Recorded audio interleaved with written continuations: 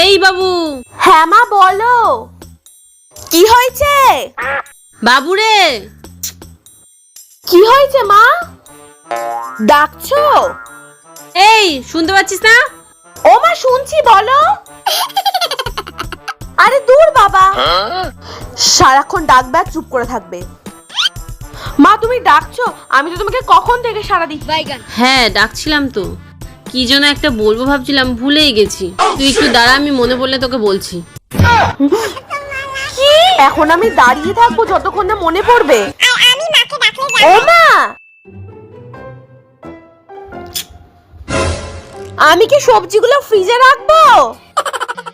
ধ্যাৎ। ও মামা, আমি তোমাকে কখন থেকে ডেকে যাচ্ছি, তুমি তো টিভি দেখে যাচ্ছ, আমার কথা শুনছোই না। তুই ডাকলেই আমাকে সাড়া দিতে হবে কেন রে? আমি কি কাজের লোক নাকি? হ্যাঁ